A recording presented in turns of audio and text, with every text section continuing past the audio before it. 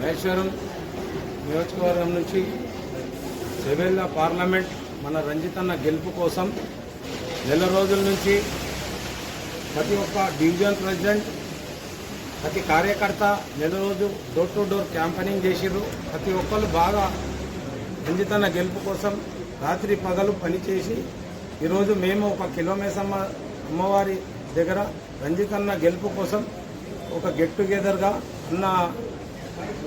అన్న ప్రత్యేక పూజలు పెట్టుకున్నాం. ఆయన గెలుపు కోసం భారీ మెజార్టీ రావాలని అన్నకు మేము 15,000 మా సరునాడు డివిజన్ నుంచి 15,000 మెజార్టీ ఇస్తున్నామని అమ్మవారి ఆశీర్వాదాల కోసం ఈరోజు అమ్మవారి ఆశీర్వాదం కోసం వచ్చాము. అన్నకు ప్రత్యేకంగా మా మెజార్టీ మేము చూపెడతాం. అమ్మవారి ఆశీర్వాదం.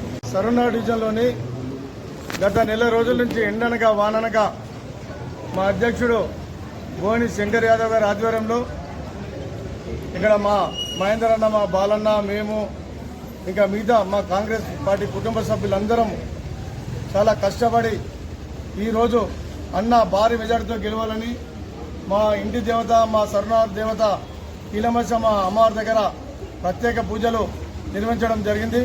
ఈ యొక్క కార్యక్రమానికి ముఖ్య అతిథిగా మా రథసారథి రంగారెడ్డి జిల్లా అధ్యక్షులు గౌరవనీయులు చెల్లా నరసింహారెడ్డి గారు ఇక్కడ విచ్చేశారు. అమ్మవారికి ప్రత్యేక పూజలు నిర్వహించారు. రేపు చేవెళ్ళ పార్లమెంటులో రంజిత్ రెడ్డి గారు భారీ మెజార్టీతో గెలిచి రేపు కేంద్రంలో రాహుల్ గాంధీ గారు ప్రధానమంత్రి అవుతారని చెప్పేసి పూజలు నిర్వహించడం జరిగింది. అలాగే అన్న గెలిచిన తర్వాత మళ్ళా అమ్మవారికి మొక్కు తీర్చుకుంటామని చెప్పేసి ఈ సందర్భంగా తెలియజేస్తూ ముగిస్తామన్నారు.